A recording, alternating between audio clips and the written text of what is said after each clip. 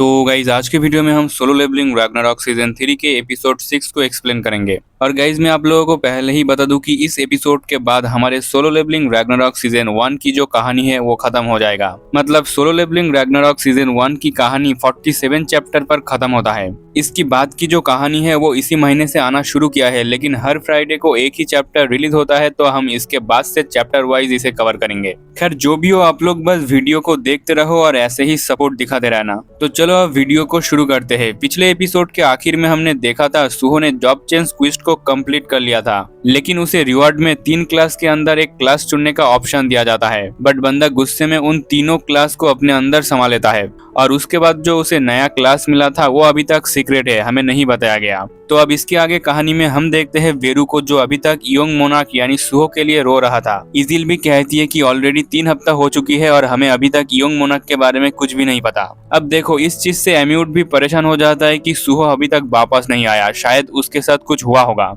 पर तभी पास में ही यहाँ पर गेट ओपन होता है और इसके अंदर से निकलता है सुहो। वो सबसे कहता है, अरे गाइस तुम लोग कैसे हो, बहुत दिन हो गए तुम लोगों से मुलाकात नहीं हुई। सुहो को देखकर तो उसके सभी टीममेट काफी ज्यादा खुश होता है। और फिर इसके बाद सीन चेंज होता है। हंटर एसोसिएशन में हम देखते हैं मिस्टर जिनचुल से मिलने आया था सुहो का अंकल यानी जिनहो। जिनहो जिनचुल से पूछता है, क्या सुहो के बारे में कोई खबर मिला? मिस्टर जिनचुल कहता है, मुझे कहने में शर्म तो आ रही है, लेकिन उस दिन के बाद से सुहो के बारे में हमें कोई भी नया इन्फॉर्मेशन नहीं मिली है। और फिर मिस्टर जिनचुल कहता है, हंटर एसोसिएशन का करंट एटमॉस्फेयर भी उतना अच्छा नहीं है, क्योंकि ज्यादातर लोगों को ये लगता है कि सुहो ने ही ली मिनसंग को मारा है। इस पर तो जिनहो काफी गुस्से में कहता है कि ये हो ही नहीं सकता कि सुहो ने किसी को मारा हो। मिस्टर जिनचुल कहता है, मुझे भी ऐसा नहीं लगता कि सुहो ने ये किया होगा, बल्कि मुझे पक्का यकीन है कि ये चीज इतरिम के अपोस्टल से रिलेटेड है, जिसके बारे में सुहो ने तुम्हें बताया था। और फिर जिनहो कहता है, पिछले दुनिया में संग जिनबू के लिए मैं कुछ भी नहीं कर पाया था, उसे अपनी सारी लड़ाइयाँ अकेले ही लड़नी पड़ी, पर मैं सुहो को अकेले लड़ने नहीं दूंगा। एंड तभी मिस्टर जिनचुल के फोन पर एक अलर्ट बजने लगता है, मतलब फिर से एक डंजन ब्रेक हुआ है। जिनचुल को तो ये बिलीव ही नहीं हो रहा था कि इतने जल्दी फिर से एक डंजन ब्रेक हुआ। एंड हम देखते हैं कि डंजन ब्रेक के वजह से मॉन्स्टर शहर में तबाही मचा रहा था। एक मॉन्स्टर तो एक हंटर के मुंह पर जोरदार ब्लो मार के उसे अपने हाथों से ही कुचल के रख देता है। इन हंटर का जो लीडर था वो चिल्लाते हुए कहता है, शहर के बीचों बीच इतना बड़ा डंजन ब्रेक कैसे हो सकता है? और गाइस इसका जवाब एक ही है, पाक दोजिन, जिसने ये सब डंजन ब्रेक का प्लान किया है। बंदा तो यहाँ पर बैठ के आराम से मजे ले रहा था। और पाक दोजिन अभी अपने मन में सोचता है कि हंटर एसोसिएशन के कोर में पहुंचने के लिए मुझे एक रेपुटेशन की जरूरत है। नुकसान जितना ज्यादा होगा उसकी चर्चा उतनी ज्यादा होगी, उसी के साथ अटेंशन और भी ज्यादा बढ़ जाएगी जब सिचुएशन को हैंडल करने के लिए कोई हीरो यहाँ पर आएगा।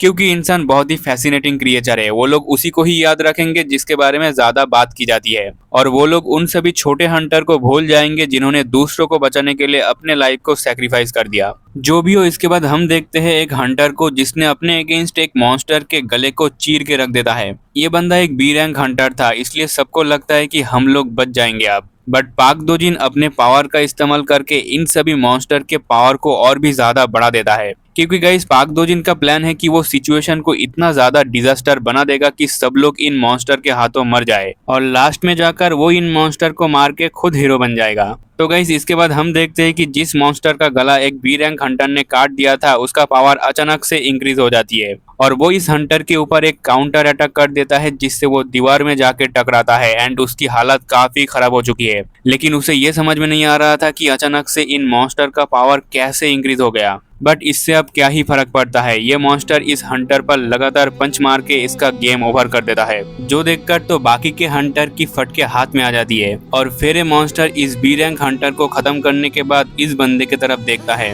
ये बंदा तो डर के मारे कांप रहा था और खुद को कोस रहा था कि मैं क्यों एक डी रैंक हंटर होकर लोगों को बचाने के लिए आया, मेरे लिए इन मॉन्स्टर से लड़ना इम्पॉसिबल है। और जब ये सभी मॉन्स्टर इस बंदे पर हमला करने ही वाला था, तभी यहाँ पर एंट्री होती है हमारे संग सुहो की, जो इन सभी मॉन्स्टर को पकड़ पकड़ के बीच में से ही फाड़ के रख देता है। सुहो को देखकर इस हंटर को याद आता है कि ये तो वही मास्क वाला लड़का है जो पहले अकेले ही डंजन को क्लियर कर रहा था। मैंने सुना था कि ये भी एक डी रैंक हंटर है, लेकिन ये इन मॉन्स्टर को इतनी इजीली कैसे हरा रहा है?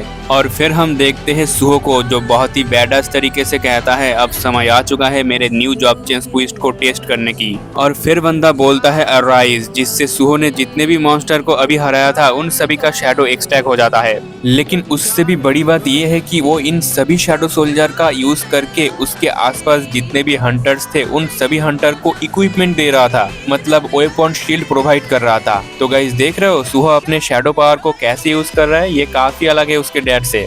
जो भी हो इसे देखकर तो ये सभी हंटर भी शॉक हो जाता है कि ये सारे ब्लैक इक्विपमेंट कहाँ से आ गया। और तो और इस चीज को देखकर बेरू भी हैरान था कि शैडो पावर का ऐसे यूज करना ये काफी अलग है, लॉर्ड संग जिनबू भी कभी इस तरह से नहीं सोचा था। अब देखो गाइस सुहो जवाब देता है कि ये जो चीज है ये कोई शैडो ट्रांसफॉर्मेशन स्किल नहीं है। मतलब गाइस अगर मैं आप लोगों को सिंपल शब्दों में समझाऊं तो सुहो ने इन हंटर को अपने शैडो सोल्जर से बना हुआ क्लासिफाइड हथियार दिया है, जिसका इस्तेमाल वो लोग कर सकते हैं फाइट के दौरान, और ये सभी पावरफुल हथियार है। बेरू समझ जाता है कि यंग मोनार्क उस जॉब चेंज क्विस्ट को पूरा करने के बाद काफी ताकतवर हो चुका है, और उन्हें जो पावर मिला है इररेगुलर व्हाइट शैडो उसके वजह से वो ये सब कर पा रहा है। और फिर सुहो अपने मुंह से मास्क को हटाता है और इन हंटर से कहता है अगर तुम लोग फाइट कर सकते हो तो मेरी मदद करो। वही पाक दोजिन ये सब देख रहा था, वो कहता है तो फाइनली तुम आ गए, वो भी न्यू एबिलिटी के साथ जो मैंने पहले कभी नहीं देखी, और तुम पिछले बार से काफी अलग लग रहे हो। मतलब सुहो इस बार अकेला फाइट नहीं कर रहा था। एंड गाइस तुम लोग संग सुहो का न्यू स्टेटस विंडो खुद स्क्रीन पर देख सकते हो। खैर जो भी हो इसके बाद सीन चेंज होता है, हम देखते हैं इंडिया के असुरा गिल्ड को, जहाँ पर अभी एक एक्सप्लोशन होता है जिसमें असुरा गिल्ड के सभी मेंबर वाइप आउट हो जाते हैं। और उनका जो लीडर है वो यहाँ पर पड़े अपने मन में कहता है सुहो मुझे माफ कर देना, तुमने जो काइंडनेस दिखाया था उसका रीपे मैंने इस तरह से किया। और गाइज ये जो कारनामा है ना ये किया है थॉमस एंड्रे ने। और इस टाइम थॉमस कहता है तो जिस इंसान ने मेरे गिल्ड मेंबर को मारा था वो कोरिया में है, तो चलो हम लोग कोरिया में जाएंगे। मतलब गाइज समझ रहे हो थॉमस एंड्रे कोरिया आ रहा है सुहो को मारने के लिए, क्योंकि गाइज आपको पता होगा कि इजिप्ट में सुहो ने इसके गिल्ड मेंबर को पीटा था। जो भी हो इसके बाद सीन चेंज होता है, हम एक अलग सिनारी को देखते हैं जहां पर आसमान में किसी और जगह पर एक गेट ओपन होता है जिसके अंदर से निकलती है एक लड़की, एंड ये और कोई नहीं चाहाइन है। मतलब सोलो लेवलिंग रैग्नारॉक में हम लोग पहली बार चाहाइन को देख रहे हैं, और वो इस टाइम किसी ड्रैगन वाले शैडो सोल्जर से बात कर रही थी।